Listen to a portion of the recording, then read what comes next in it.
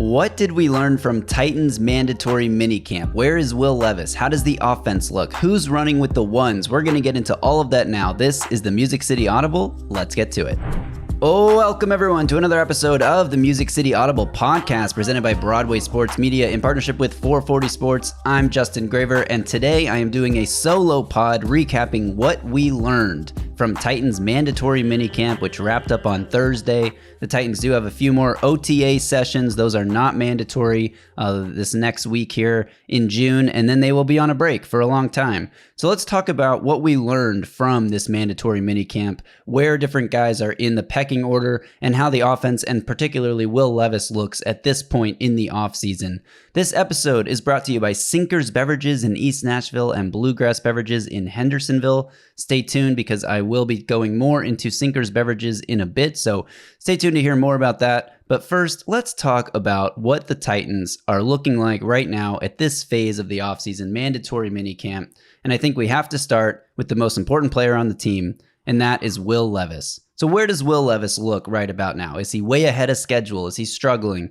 He's sort of in the middle, and Paul Kuharsky, I think, put it best. He said Will Levis looks like we would expect a second-year quarterback in a new offense in his first full season as the starter to look. He isn't blowing by expectations. He's not struggling an immense amount.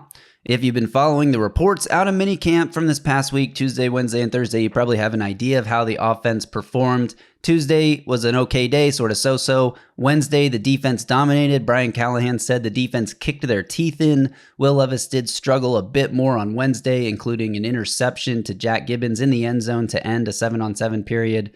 But they bounced back strong on Thursday. The offense looked a lot better, working mostly just situational stuff, third downs, red zone, middle of the field. It's hard to say really what this offense is going to look like. But I think from the Will Levis standpoint, we can say he's on schedule. He's not ahead of schedule. He's not blowing out expectations. He's not surpassing where we thought he would be, but he's also not struggling an awful amount to the point where you would be concerned. So I think these are growing pains. This is, learning a new offense. But one of the most interesting things that came out of last week, and Brian Callahan said this in a press conference, a good question from, sorry, I don't know who asked it, but about, trying different things in these 7-on-7 periods versus always taking what you would call the best opportunity maybe in a game is do more experimenting. Brian Callahan said he very much is a fan of these quarterbacks, and particularly Levis, trying to fit the ball into tight windows, trying to hit plays that he's not 100% sure he can hit, but learn how tight these windows are, learn where you can trust your arm, and learn where maybe that ball is a little too dangerous. So it's hard to take anything away from what was quote unquote a bad day on Wednesday and not wonder how much Will Levis was just trying to experiment and see if he can fit these balls into tight windows. And apparently the interception by Jack Gibbens was one of those plays where the window was just a little too tight. Levis tries to squeeze it in there and Gibbens jumps the route and gets the interception. We will talk a little bit more about Jack Gibbens because I think he's very interesting. But so from a broad standpoint, talking about the offense here, like we know where Will Levis is at now that I've said all that. But what about the offense in general? What have we learned about what this Titans offense might look like? Because a lot of people are expecting it to be a very different offense, a lot more pass heavy, a lot more explosive plays, and hopefully a lot more scoring.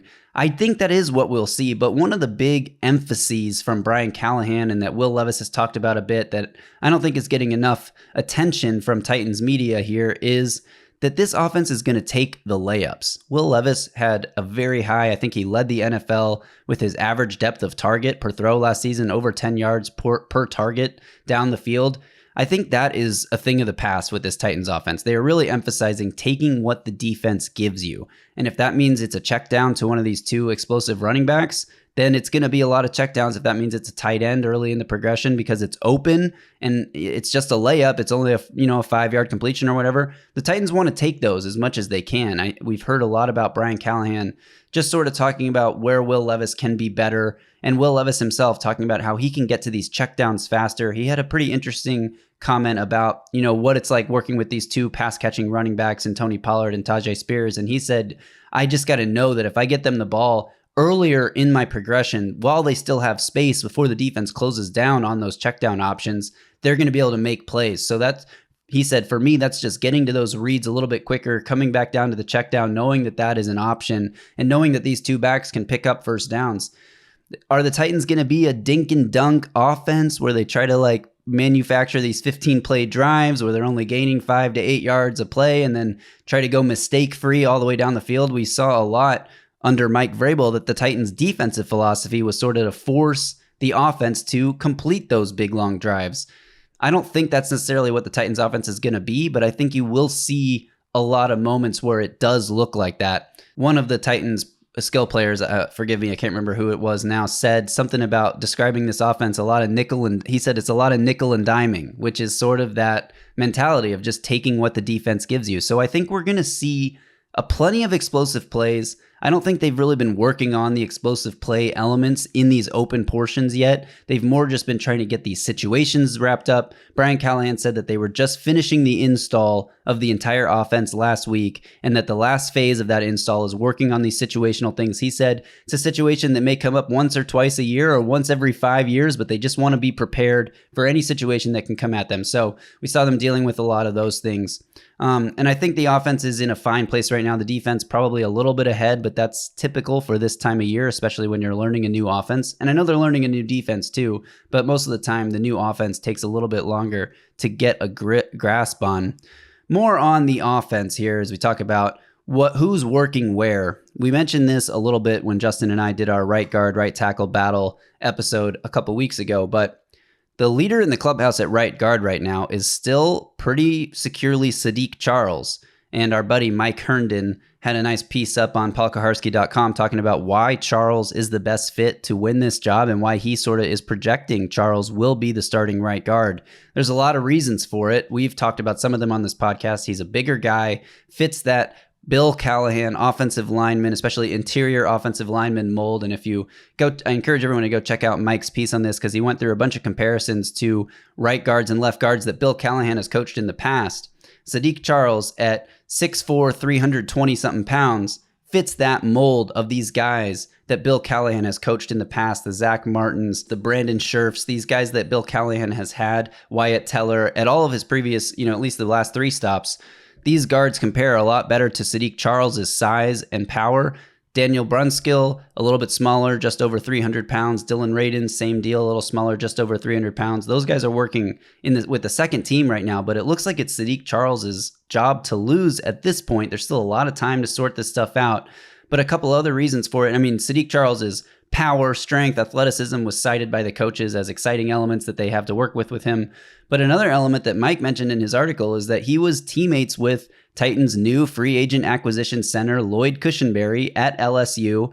And they've said that these two guys are best friends with each other. Like, I think Lloyd Cushenberry said Sadiq Charles was one of his best friends, or maybe it was the other way around. But these guys have a great relationship. And we know we've covered football long enough to know, and you guys out there have followed football long enough to know, I'm sure, that a huge part of success on the offensive line is having chemistry with the guy next to you, especially when it comes to executing those combo blocks, climbing to the second level, when it comes to communication and picking up stunts and twists by the defensive front. You got to have a good relationship and good chemistry with the guy next to you. And being best friends off the field isn't everything for that, but it certainly doesn't hurt, especially when Charles already has, is already checking some of those boxes in other areas like the size and strength and the athleticism. I think that this is probably your starting right guard. When it comes to the right tackle side of things, there's still a lot more to be determined. There's still a lot more unknowns there because Nicholas Petit-Frere, who you'd think would be the leader there to the favorite to win that job, is still not on the field practicing. I think one good note that came out of this minicamp, this mandatory minicamp, remember, no longer voluntary OTAs. This is a mandatory thing. If you're not there, you will be fined. A good thing that came out of this last week is that Brian Callahan said their attendance across the board was 100%. Everyone was there in the building, in the meeting rooms. Not everyone was on the field because there are still guys working back from injuries, and that includes big names like Jeffrey Simmons, rookie Tavondre Sweat, but also Nicholas Petit-Frere. So he's not out there to work at right tackle. So we don't know what the pecking order really is right now. Jalen Duncan returned during this mandatory minicamp period, actually got back out on the field after he was working through some sort of injury that they haven't disclosed. So Jalen Duncan gets back on the field, but even he's not working with the first team. Right now, it's John Ojukwu, the former undrafted free agent now going into his second year, who worked a lot with the first team this time last year because of injuries and other off-field concerns. Remember, Nicholas Petit-Frere was suspended, and during training camp, especially, Ojukwu was getting a lot of hype as a potential diamond in the rough guy to win the right tackle job. I don't know if he was ever really in the running because, again, he was working up there because of other guys being out, and then he himself got injured and missed most of the season, came back late in the year to play a little bit, but didn't play great when he was on the field. He's working with the first team right now. I don't know how long that's going to last. I don't know if, when NPF comes back from this injury, presumably during training camp, will he right away be working with the first team? Will they give him a shot to win that job, or is he going to have to work his way up the pecking order? That's all TBD. But still, we're learning a little bit about what this offensive line is going to look like. I think we learned that Sadiq Charles is in the lead for the right guard job, but we haven't learned a lot about right tackle yet. Elsewhere on the offense, Treylon Burks sort of made headlines, had some eyebrow-raising comments by Brian Callahan and special teams coordinator Colt Anderson because Burks was spotted on the field working as a gunner. Now, to me, this is not surprising at all. Brian Callahan said Treylon Burks is going to have to contribute on special teams if he wants to be active on game days.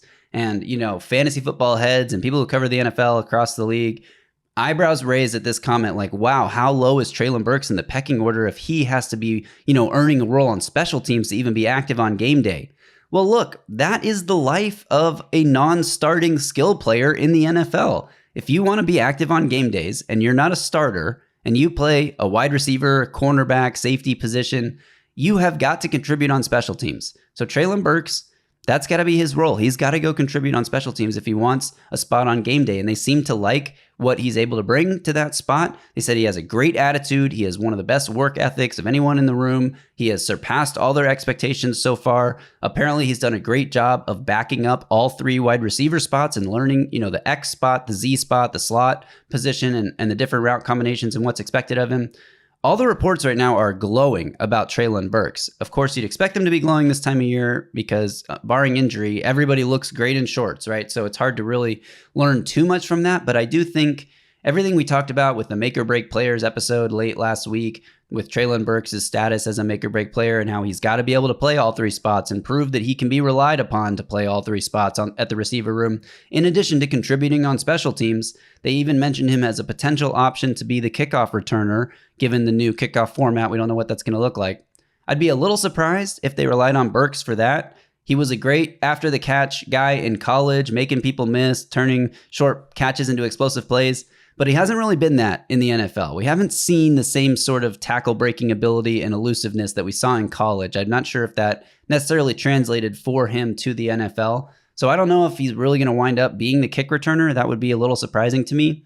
But it's not surprising to hear that he's got to carve out a role on special teams to make this roster, or to be active on game days, He will make the roster. He will make the roster regardless. But to be active on game days, he's got to have a role on special teams. And I don't think that is very surprising. So that's where we're at with the offense. One last thing on the offense here, and that's the tight end spot. Been a lot of speculation. You've heard us talk about it on this podcast. You've heard, Mike Herndon talk about it with Zach Lyons on Football and Other F Words, if you listen to that show.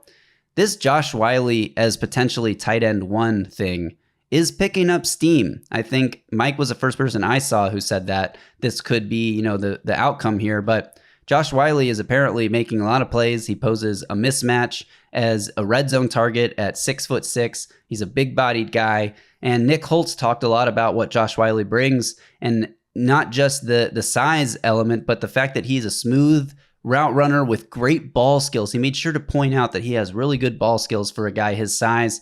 I think Josh Whyle is potentially in the running to be the tight end one of this offense. We're not really going to know that until we hit the field for training camp, and maybe not even until week one when we see really what these formations look like. How much are they running two tight ends on the field versus running the majority of the offense out of 11 personnel, which is what we expect. 11 personnel being 3 wide receivers, 1 running back, 1 tight end.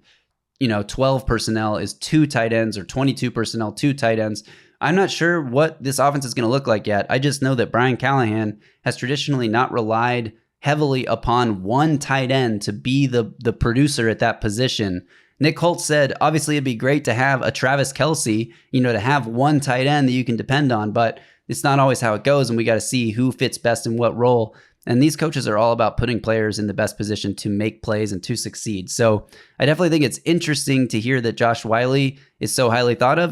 There's potential for that from that rookie year to second year jump here with him. We didn't see a rookie year to second year jump with Chig Okonkwo. If anything, we saw sort of a backslide, sort of a sophomore slump for Okonkwo, if you will.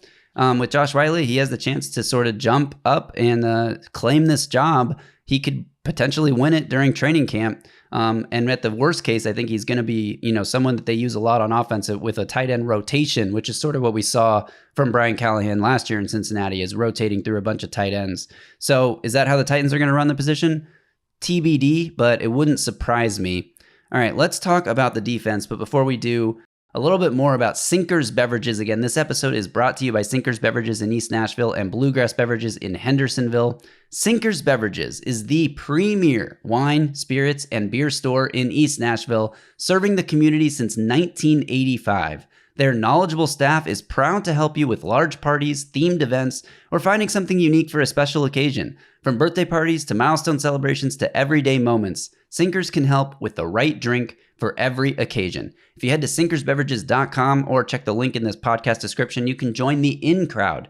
In-Crowd members get access to allocated wines and spirits, exclusive events, early access to barrel releases, and more. So check out sinkersbeverages.com. Or if you don't have time to head over to the store, but you need a lot of booze, Sinkers is on Uber Eats. Just open up your Uber Eats app, search Sinkers Beverages, and have all the booze you need delivered right to your door. All right, let's continue with the defense. But before we do, I'd love to shout out our YouTube listeners and viewers right now. If you're listening to this on an audio podcast platform, really appreciate it. Really appreciate the support. But you could really support the show even more by heading over to the YouTube channel, the Music City Audible podcast. Make sure you subscribe to the channel. Give this video a thumbs up, like, and turn on channel alerts so you get a notification every time we drop a new video. And the best way you can help our show grow is to comment on every video. We really see you guys out there. We love the boosting the algorithm posts. We love the tighten up comments that just help, feed the comment chain and get this video in other people's feeds. So if you want to join the conversation, I'm asking you, what did you learn or what did you see or what did you hear out of Titans mandatory minicamp that has you the most excited for this Titans team this upcoming season? Or if you just want to leave a comment that says tighten up, we really appreciate those too. But if you ask us questions, if you have suggestions for topics, drop those in the comments. Justin and I are very active in responding to you guys. We really appreciate the support and we want to foster that Music City Audible community. So keep leaving comments. All right, let's talk about what we learned on the defensive side of the ball. I think the number one thing we learned here, and we knew this sort of, we've heard a little bit about this, but we really learned it concretely this past week, is that Denard Wilson's defense is going to be very, very aggressive. And he's talked about that before. We already knew that they were going to be an aggressive defense, but what does that actually mean? What does that actually look like, being an aggressive defense? Well, for Denard Wilson, it means press coverage. This is a huge development that I think Titans fans will be very excited about. Look, when you add a guy like L'Jarius Sneed, when you add Chidobe Awuzie, two very physical, aggressive, feisty cornerbacks, you already have Roger McCreary in the fold, who is another guy who fits into that same profile as being very aggressive. You want to take advantage of that, and the best way to do that is to let them use their physicality at the line of scrimmage. Jam these receivers, press them up on the line of scrimmage. And Denard Wilson talked about how it can throw off the timing for the offense, that they want to do everything they can early in the route to disrupt these routes and disrupt the timing and not give guys clean and free releases. And one of the reporters there asked, when teams don't press, why is it? Is it because of a fear of getting beat deep? And Denard Wilson said that could be part of it, but a lot of times there are coverage concepts, zone coverage concepts, and other things where you want your defensive backs to be able to keep their eyes on the quarterback so they don't always come up and press at the line of scrimmage. We know Shane Bowen, when he was the defensive coordinator of the Titans, and Paul Kuharsky wrote about this on his website too, that he gave these cornerbacks the choice. Like, you can defend these guys however you want, just don't allow the catch. If you want to, start 8 yards off the ball, or if you want to start up and press, that's up to you. And we saw a lot of times Titans defensive backs lining up way off the line of scrimmage, giving their receivers big, clean, free releases, and it not usually paying off. It didn't usually work out where the cornerback was able to recover or make a play on the ball because they just got beat. And it's so much easier for an offense to function when the receivers get clean releases like that. So Denard Wilson says that is a thing of the past. This new Titans era team is not going to just allow free releases. It's press every time. So we've seen a lot of that aggressive press coverage in these 7-on-7 periods, even though L'Jarius Sneed hasn't really been out there working with the team. He was sort of out doing stretches and then working on his own on a side field. It's still going to be a very aggressive defense no matter what personnel is on the field.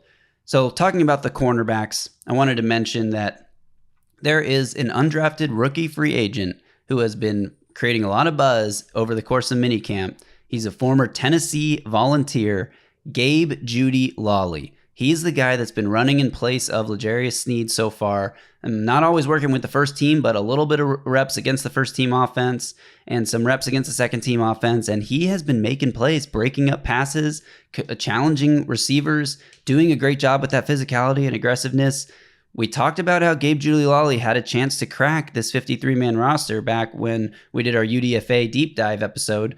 And I think that is holding true. I mean, most of these UDFAs the Titans brought in, they all have at least a little bit of a chance to crack the roster. They don't all have a chance, but one of these running backs, one of these cornerbacks, one of these defensive linemen, offensive linemen, like there's a chance that one person from each position group that they brought in as UDFAs can emerge and crack the 53 because the Titans don't have super deep team. They don't have a ton of depth behind their starters. So can Gabe Jeudy-Lally, get in the mix with Trey Avery and Eric Garror and Caleb Farley to be, a backup cornerback on this team? I absolutely think he can, and he's showing that so far, in this mandatory minicamp. He's going to have to continue that momentum through training camp. He's going to have to make plays in the preseason. And just like Treylon Burks and anyone else who isn't a starter, he's going to have to show that he can contribute on special teams. But so far, the early returns on Gabe Jeudy-Lally are pretty good. Elsewhere in the cornerback room, Caleb Farley has been out there competing. He seems to be in a pretty good mental place. He says he's grateful for the opportunity to still be with the Titans, to be out there on the field competing. So he's sort of in a happy to be there mood right now.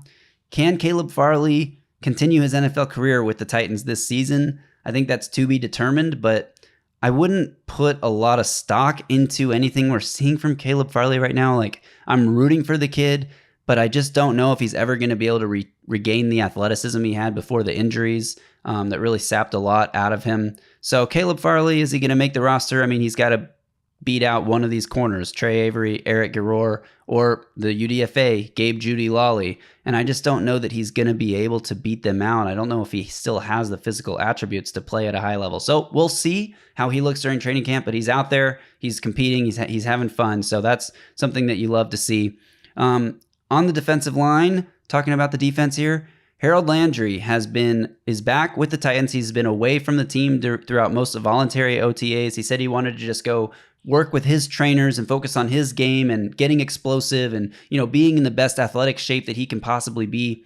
And I don't have a problem with this. I think that there's some thought that if you're not out there with the team during these voluntary periods, that you're not working to build team chemistry, you're not showing that you're all in with this unit, that you want to be on the field with your teammates. And I don't really buy that. I think if you're a veteran guy, you know how the NFL works at this point. If you want to spend those voluntary periods training on your own, I have no problem with that at all. Think about it. If you're out there with the team, running drills with the teams, there's not a ton in these voluntary sessions. There's not a ton of like true team periods where you're going against the offense with the full 11 on defense. Even if they are doing a team period scrimmage, most of the time it's 7-on-7.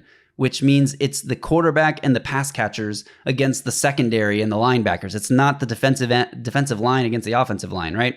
So how much is Harold Landry even really getting out of being at OTAs?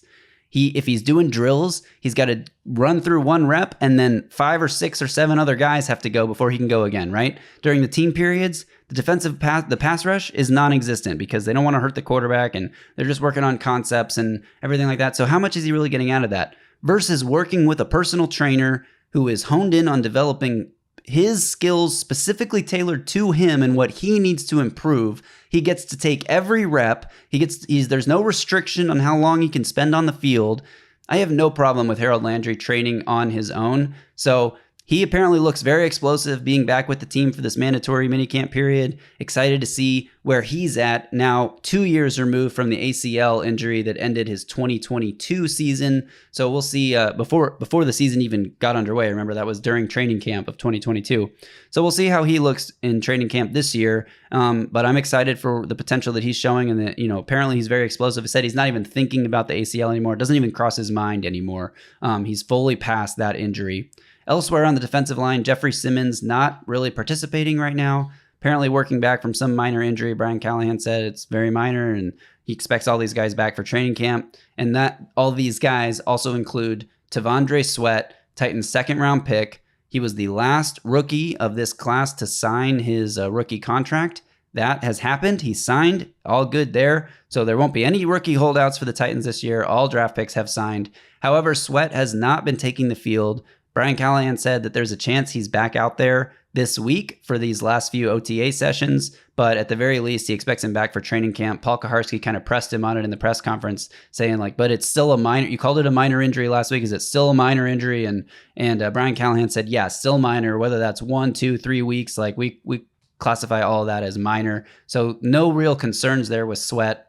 At least in terms of his ability to get back on the field for training camp. Are there concerns with him missing this much time as a rookie?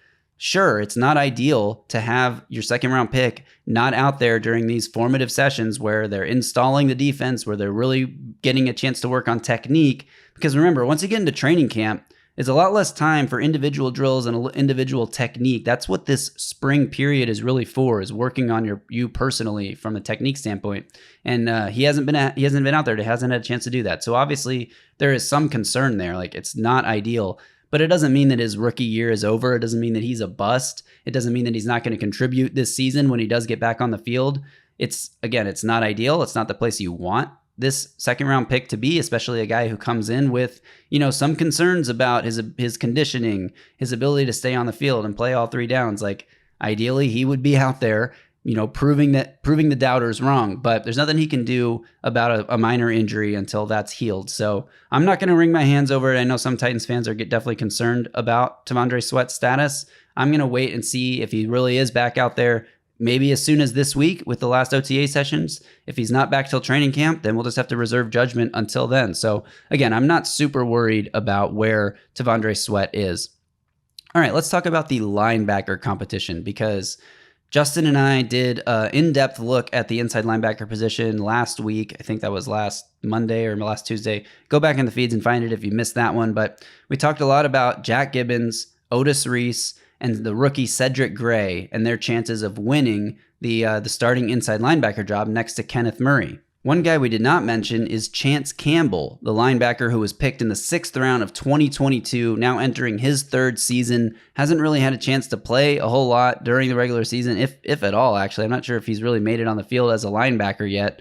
But he's apparently working high in the rotation there. Jack Gibbens is starting right now next to Kenneth Murray. And then who's after that? Right now, apparently it's Chance Campbell. Paul Kuharsky said Chance Campbell's been flying around making plays at these mini camps. That Otis Reese has not been as high in the pecking order, although if you pay close attention to Jim Wyatt's practice reports, Otis Reese broke up a pass against the first team offense. So he's clearly playing some reps against first teamers. I don't know if that was with the first team defense or how they're, dividing up these 7-on-7 reps. If it's first team against first team, second team against second team, I'm not sure, obviously. But apparently Chance Campbell's working high in the rotation. He's somebody that me and Justin did not mention last week in that episode that we probably should have. There is a 4th guy in contention to win this starting linebacker job. Cedric Gray is a rookie, so he's going to have to earn his way. Otis Reese apparently has not been as nearly as, impressive, I guess, as he was with this last staff, in training camp last year and preseason last year and those last 3 games of the season last year when he finally got a chance to get on the field. Apparently he is behind Jack Gibbens and Chance Campbell, and obviously Cedric Gray is highly in the mix here as a 4th round pick this year that they'd love to get on the field sooner rather than later. But Jack Gibbens, I mentioned the interception he had at the end of that 7-on-7 period on Wednesday. Apparently he's been looking pretty good out there. He spoke after practice one of these days, to the media and talked about the green dot and the whole conversation around how everyone's obsessing around the green dot, and it's not nearly as big of a thought or concern for them as it is for fans and media right now. That's all going to sort itself out. But I think the big picture, what we learned here is that Jack Gibbens is currently the leader to win that starting linebacker job, whether that means he's a 3-down player, whether that means he continues to be the starter, after the Titans week 5 bye or whatever, if he even wins the job coming out of training camp. But I think going into training camp, if we're talking about what we learned from minicamp, we learned that Jack Gibbens is currently at the top of the order when it comes to starting at inside linebacker. All right, that is pretty much what we learned from minicamp. I got a few other notes I want to hit here that are just interesting to me. Number one, JC Latham. JC Latham is apparently one of the hardest working guys on this team. They told a story about how they had to go out and pull him off the practice field because there were thunderstorms incoming and that he can't be out there working, hitting the sleds by himself. Last guy on the field, 4:30 in the afternoon. Practice has been over for hours. The coaches have been, working in the office, and they're walking through the halls of the facility, and they look out the window and see JC Latham still out on the field, hitting the sled by himself. And they had to go pull him off the field. But Brian Callahan or somebody talked about how JC's energy is the most infectious energy of anybody in the building on the team, that he brings such a interesting and dynamic personality and like I said, the work ethic. He spoke after Thursday's minicamp session, and they asked him about, being this guy that's always the last one on the field and everything. And he talked about how when he was changing positions from defensive end to left tackle in high school at IMG Academy, coming in as one of the top defensive recruits in high school, and now switching positions because they had like injuries and suspensions and things they had to deal with on the offensive line. A bunch of guys got hurt at the same time or something like that. That when he was making that switch, he happened to be, doing just interested in Kobe Bryant and watching a Kobe Bryant documentary. And Kobe talked about how, if you're not working, somebody is always out there outworking you. If you're not practicing right now, somebody else that you're going to be competing against one day is practicing right now. You got to be the hardest working guy to be successful. And if you put in 2 practices a day while everybody else is putting in 1 practice a day, you can grow, what would take a normal player 2 years worth of development, you can develop in 1 year because you're putting in twice the amount of practice and twice the amount of effort. And JC said he really took that to heart, and he used it, when he was making the switch from defensive end to left tackle. He did it the same thing in college, and that's just always been sort of who he is the guy that wants to never be outworked. So he's out there on the practice field doing this sled work by himself at 4:30 in the afternoon. I think the ceiling is limitless for what JC Latham could be. I know my expectations for a rookie, even for a 7th overall pick, but a rookie player playing on the offensive line, my expectations probably shouldn't be that high, but I don't know. Everything you see and hear from and about JC Latham just makes you think that this guy could be really special. And there was a really funny moment with Brian Callahan's press conference on Thursday where JC sort of walked into the media scrum and asked a question. He said, "Coach, have you thought about using your first-round pick's speed and skill on the outside with a tackle screen?" Saying that he wants the ball on a tackle screen play where he comes in as an eligible 6th offensive lineman and sort of catches a little leak out pass on a sort of trick play look. And Brian Callahan's response, instead of sort of being like giving a coach speak answer or playing it off or whatever, he makes a joke with JC, or he says, "Well, you want to give away everything right now?" And then he says, "Thanks, JC." And they asked Latham about this a little bit later when he was on the podium, because obviously they had to comment on that joke in that moment. And he said that, of course, that was 100% a joke. We have no intention of running any play like that. And he says it in this deadpan way that almost is like a wink, wink. I don't want to give it away, but maybe this is in the playbook. Obviously, this feels like a joke. I don't know if any of it can really be taken seriously, but went on to say that they had a play like that in high school where he was, him and another tackle both they had plays for each other. And JC was supposed to make a big block on the play where it wasn't him getting the ball. And he was talking about how he's still mad that he missed that block. And then when it was his turn to get the ball, he said he only made it 4 or 5 yards before he got tackled, and it always pissed him off. And he has been waiting for another chance to run a tackle screen like that. And then they made a joke that Tavondre Sweat caught a touchdown on a tackle screen, and JC was like, "Yeah, but wasn't it from the goal line, 1 yard out, and a fake handoff at the goal line? I could have scored on that play. Any of us could have scored on that play." Just sort of having some fun with his rookie teammate there. So interesting to see. I mean, we saw Jeffrey Simmons catch a touchdown pass in that sort of look last season. We saw Taylor Lewan score a touchdown on one of those tackle screens many years back against the Oakland, I think at the time, Oakland Raiders. Is it possible that they do something like this with JC? Maybe. I think it'd be really fun if they do, but I think what's more fun is just seeing his personality, seeing him come out of his shell. And I mentioned this, in the JC Latham deep dive episode we did right after he was drafted, but the more he speaks, the more Titans fans get a chance to see his personality. I think the more people are going to fall in love with who he is, not just as a player, but just as a person in general. So wanted to get that note in there. The last thing that I'm going to talk about here is back to Will Levis. Just talking about his leadership role and what he's sort of taking on this year, knowing that he is the guy, the QB1. He's not competing for the job. He doesn't have to prove it. He just has to be himself, and he's going to, go out and be the quarterback that starts the season. Whether or not he is the guy and has a great year and finishes the year, TBD. But knowing that he is the guy, he's taking a little bit of a different approach with his leadership. And one of the ways that that's happening is, he mentioned this in his press conference, I think it was on Tuesday. He said that over the summer, when they're on this big break, he's going to get all of the skill guys together. They're going to go on a little bonding retreat, spend a bunch of time together off the field. And while they're out there, they're going to go work on routes during the day. They're going to do workouts together and continue to understand the offense together. And I think that's just great. Obviously, most quarterbacks get together with their receivers around the league during this offseason period and get some work in. So it's not like he's doing anything special that other teams aren't doing.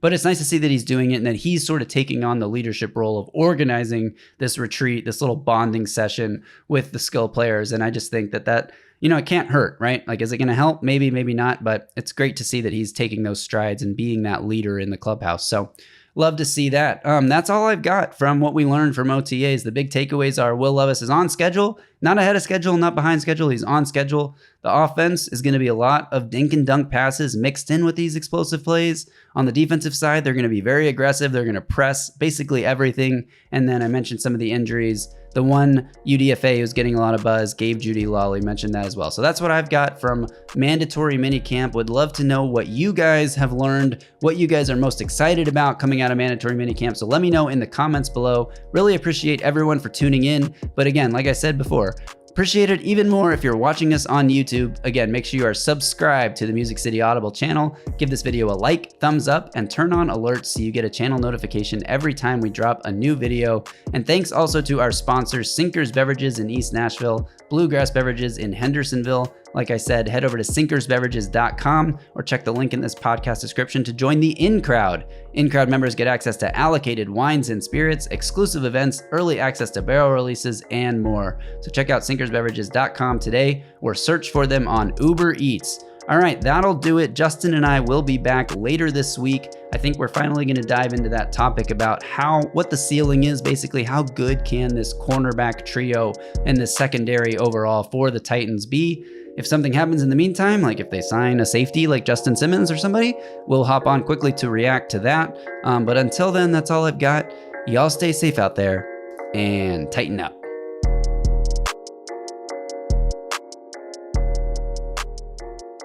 A Broadway sports media production.